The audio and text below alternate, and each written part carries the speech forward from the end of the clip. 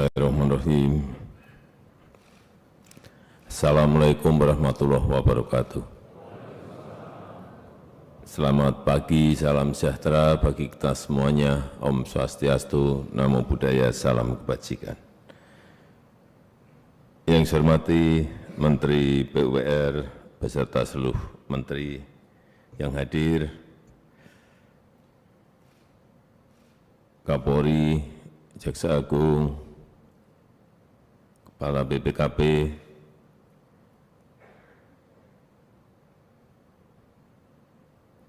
seluruh dirjen dan mitra kerja Kementerian PUPR, Bapak Ibu hadirin dan undangan yang berbahagia. Saya enggak tahu tadi di dalam video tadi yang komentar kok anak band semuanya.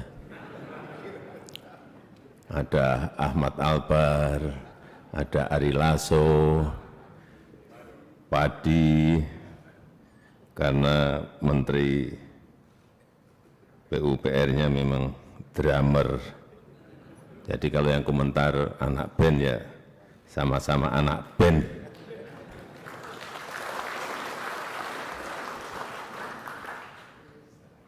Ya bisik-bisik tadi kok yang komentar kok anak band semua tadi.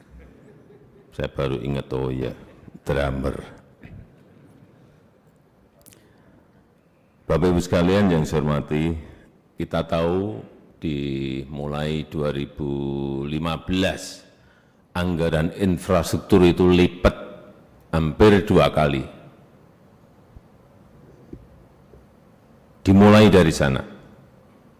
Dan kita telah memutuskan untuk membangun infrastruktur besar-besaran. Negara sebesar Indonesia dengan 17.000 pulau semuanya membutuhkan yang namanya infrastruktur. Infrastruktur konektivitas berupa jalan, pelabuhan, airport, semuanya dibutuhkan. Infrastruktur dalam rangka penyediaan air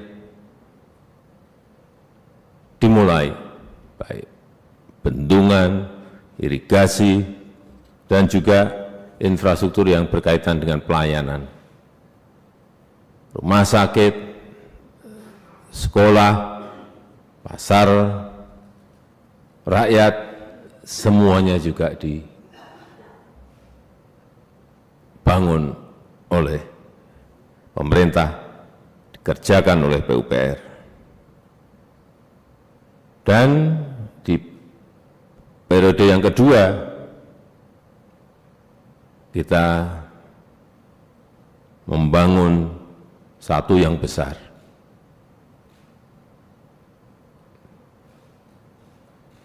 Proyek terbesar, yaitu IKN Nusantara. Untuk apa kita prioritaskan infrastruktur? Yang pertama dalam rangka efisiensi biaya logistik. Ini penting sekali. Dalam rangka kita berkompetisi, dalam rangka kita bersaing dengan negara-negara lain, efisiensi biaya logistik ini sangat penting. Sehingga akan mempengaruhi daya saing investasi negara kita. Enggak akan mungkin investor datang kalau infrastruktur kita jelek. Mau ke sebuah pulau enggak bisa karena enggak ada airport. Mau ke sebuah pulau enggak bisa karena enggak ada seaport. Mau ke sebuah pulau enggak ada karena enggak ada jalan. Yang ketiga, kita ingin menumbuhkan titik-titik pertumbuhan ekonomi baru. Dengan infrastruktur baru akan muncul titik-titik pertumbuhan ekonomi baru. Ini penting. Yang keempat, ini untuk konektivitas sosial dan budaya. Infrastruktur itu juga mempersatukan. Karena ada airport, orang Aceh bisa langsung terbang ke Papua. Dari Papua terbang ke Jawa, dari Jawa bisa terbang ke Kalimantan dan Sulawesi. Fungsinya sekali lagi juga mempersatukan. Dan yang paling penting saya melihat dalam hal indeks infrastruktur kita ini memang saat itu di 2014 saya melihat kita memang masih tertinggal. Dalam IMD, Global Competitiveness Index, bidang infrastruktur, kita saat itu di peringkat 54. Saat ini masuk ke peringkat 51. Artinya meningkat meskipun juga belum melompat. Kita ini kerja keras dalam bidang infrastruktur, betul-betul kerja keras. Perubahannya kelihatan, tetapi sekali lagi peningkatan Global Competitiveness Index kita masih di angka 51. Ya, naik dari 54 ke 51. Ya, kenaikan itu karena kita membangun seperti yang tadi disampaikan oleh Pak Menteri PU. Ada 42 bendungan yang telah selesai dan nanti mungkin ada tambahan 15 atau 17 lagi bendungan di tahun 2024. Irigasi dibangun untuk 1,2 juta hektar. Jalan tol, ada tadi Pak Menteri PU sampaikan 2.143 km.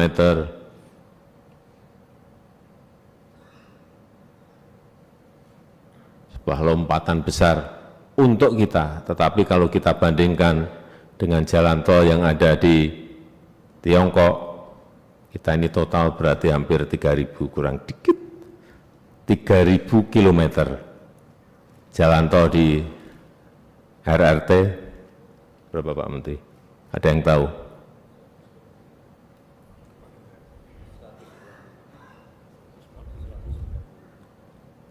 ,190.000 kilometer. Bendungan kita ini total hampir 300 bendungan. Di Korea 20.000 bendungan.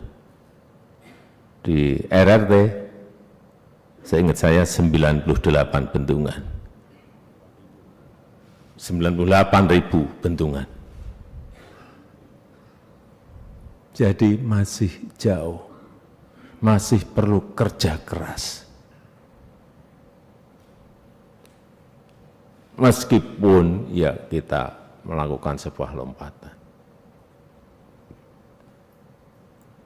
Jalan nasional telah dibangun dalam 9 tahun ini 5.700 km. Rumah 8,2 juta dari program 1 juta rumah setiap tahun.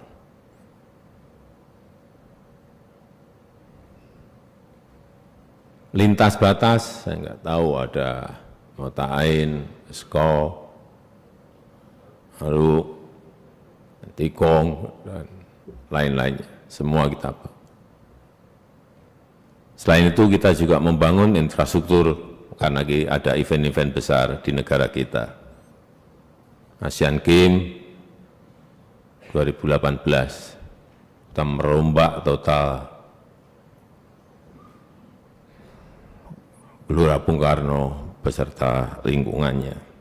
KTT G20 juga persiapannya juga kerjakan oleh banyak oleh Kementerian PUPR.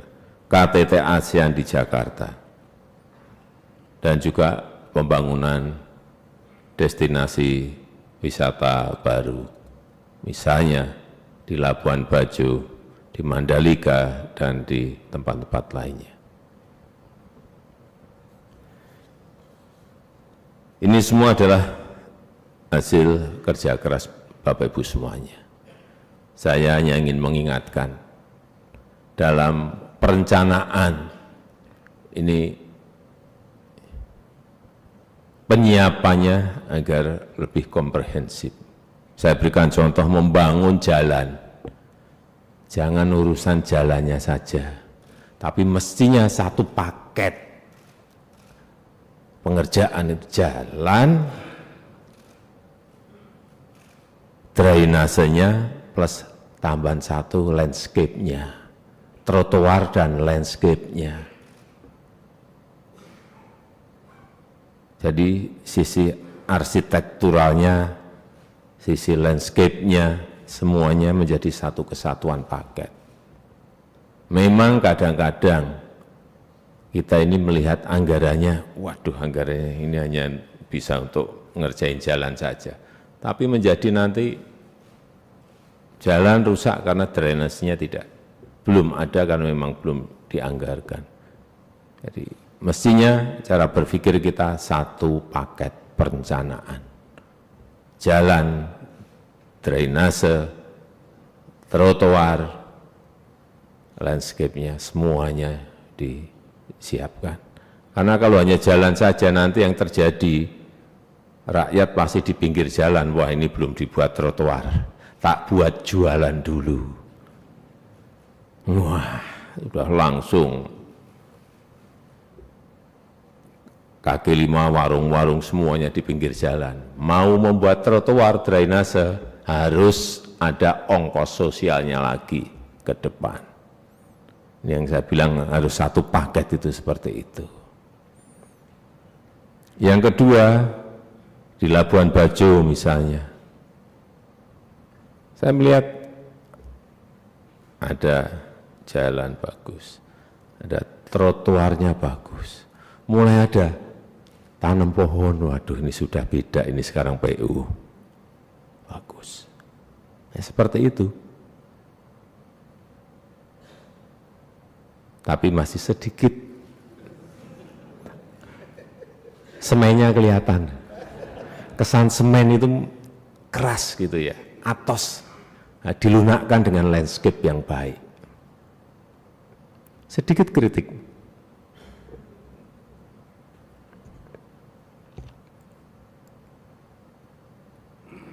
Saya rasa kemudian di kecepatan juga sangat baik. Kementerian PUPR itu biasanya paling mendahului di dalam pengerjaan realisasi anggaran. Januari itu pasti sudah mulai, karena kontraknya sebelum. Itu yang saya lihat, dibanding dengan kementerian yang lain, selalu mendahului, itu yang bagus. Januari sudah langsung mulai. Itu yang sebetulnya sudah saya tekankan kepada kementerian yang lain untuk niru PUPR.